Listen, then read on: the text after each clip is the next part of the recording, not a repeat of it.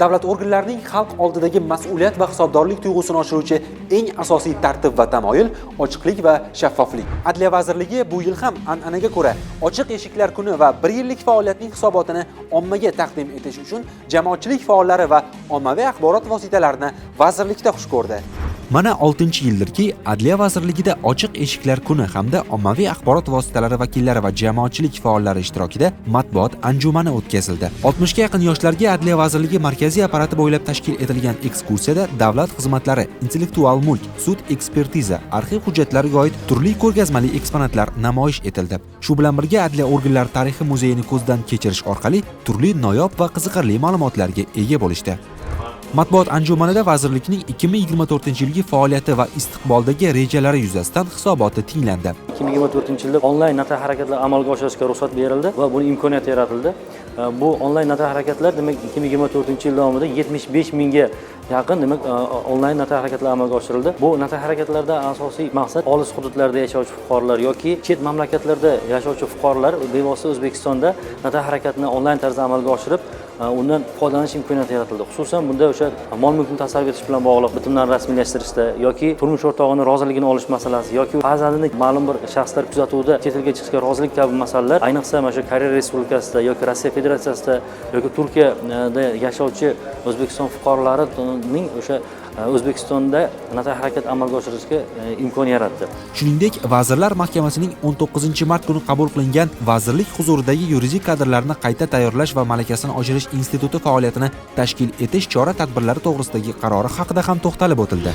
300 mingdan oshiq huquqiy masalan berilgan fuqarolarga yoki 10 mingdan oshiq protsessual hujjatlar rasmiylashtirib berilgan. Yig'ilganlarga vazirlikning 2024-yilda huquq ijodkorligi, huquqiy axborotni yetkazish, raqamlashtirish, huquqni qo'llash va inson huquqlarini ta'minlash, davlat xizmatlarini ko'rsatish, intellektual mulk kabi sohalarda amalga oshirilgan ishlar bo'yicha atroflicha ma'lumot berildi. 2024-yilda intellektual mulk sohasida Adliya vazirligi tashabbusi bilan ko'plab ishlar amalga oshirildi.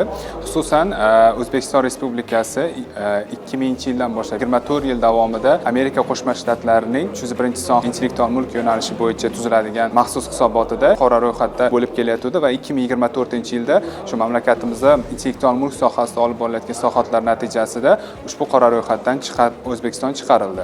Bundan tashqari, O'zbekiston Respublikasining Jahon savdo tashkilotiga qo'shilishi doirasida sohaga oid ko'plab normativ huquqiy hujjat loyihalari qabul qilindi. Xususan, patent bojlarimiz, chet ellik rezidentlar va non-rezidentlar o'rtasidagi farqlar olib tashlandi. Bundan tashqari, sohaga oid 3 ta xalqaro shartnomaga qo'shildi. Bularga mualliflik va huquq va turdosh huquqlar sohasiga oid Rim konvensiyasiga, sanoat namunalari bo'yicha Gaga bitimining Jeneva aktiga qo'shilindi. Bundan tashqari, tovar belgilariga oid Singapur shartnomasiga qo'shildi.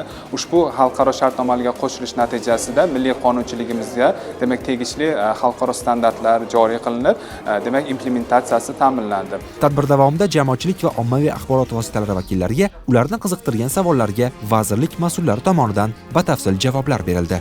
Adliya vazirligi tomonidan jamoatchilik, ommaviy axborot vositalariga o'zining 2024-yil faoliyat natijalari bo'yicha sarhisobini e'lon qildi, hisobot berdi. Matbuot anjumani davomida vazirlik tomonidan faoliyatni raqamlashtirish borasidagi ishlar, huquqni qo'llash, huquqiy axborot yetkazish, huquqiy targ'ibot ishlari, inson huquqlarini himoya qilish va bevosita bu borada mahallagacha tushgan holda amalga oshirilgan ishlar. Bu fuqarolarning muammolarini o'rganish, ularni hal etish, ularni ijrosi bilan bog'liq masalalar va eng asosiy yana hisobot natijasida berilgan ma'lumotlar bu Adliya vazirligining bevosita asosiy faoliyat yo'nalishlaridan biri bu norma ijodkorligi. Vazirlikning faoliyat yo'nalishi juda keng, davlat xizmatlari yo'nalishi, intellektual mulk, notariat, advokatura, yuridik yordam ko'rsatish, yuridik xizmatlar faoliyati barchasi bo'yicha batafsil amalga oshirilgan ishlar haqida ma'lumot berildi.